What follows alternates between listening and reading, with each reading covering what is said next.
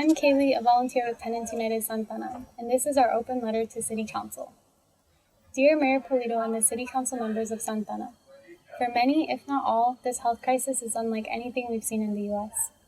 The drastic transmission of COVID-19 has most noticeably impacted low-income communities of color, small businesses, undocumented people, and workers in the service and hospitality sector.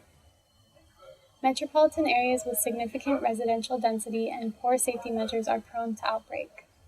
In Orange County, Santa Ana ranks high on the list of overcrowded living conditions. The average population density per square mile in Santa Ana is 3 times higher than Orange County's total average. The overcrowded living conditions in Santa Ana are not voluntary, but imposed on residents through rising rents and displacement.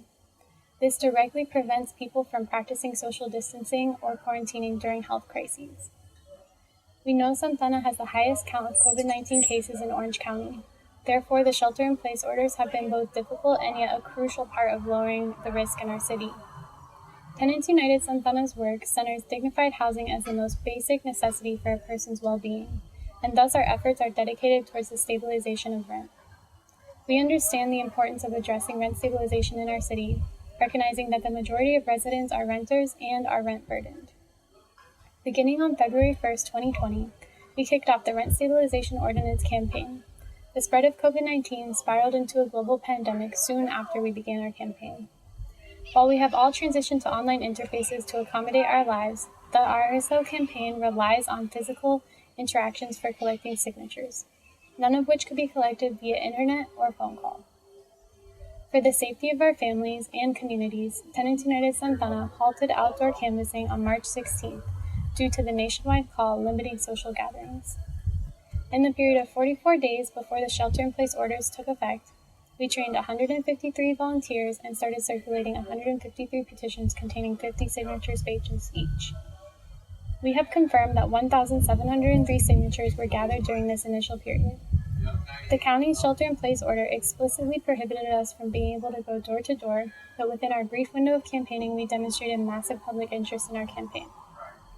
Similarly, in 2018, we garnered substantial public support for our campaign. We needed 9,854 signatures, and we ended up collecting 9,299. If given the full 180 days this time, we believe we could have met the goal of gathering 10,909 signatures. Due to the global pandemic, we lost 133 days of signature gathering out of the 180 days we were granted. Since the nationwide call limiting gatherings of more than 10 people to our final date to turn in our signatures, our ability to gather signatures has been impacted. June 11th, we began to have drive-up signature gathering events because the shelter-in-place orders started to relax, but we still could not go door to door.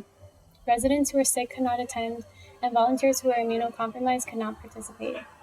On July 2nd, one of our drive-up locations had to shut down because of a positive COVID-19 case. This method has proven to be risky and impractical, as many of our volunteers are elderly. In San Benito County, the courts ruled in favor of petitioners who were circulating a petition against an ordinance that the city aimed to pass. The court stated that the petitioners should have that opportunity and understood that the shelter-in-place orders prevented the constitutional requirements from being met. This order granted the petitioners an extension, which would begin 30 days after the shelter-in-place orders were lifted. We request that the City Council consider extending the deadline to account for the 133 days we could not safely gather signatures during the shelter-in-place orders. Alternatively, we ask that the City Council place the ordinance on the ballot, putting the question to voters and honoring the fact that we have demonstrated public interest. It is clear that this pandemic has impeded our capacity to engage in the democratic process.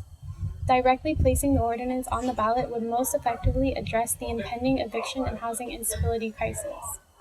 This has without question worsened as a result of inconsistent enforcement of existing renters' protections. As members elected by the constituents of Santa Ana, we hope that you will address our concerns. We look forward to taking the next steps with you all and making every voice heard. Sincerely, Tenants United Santa Ana.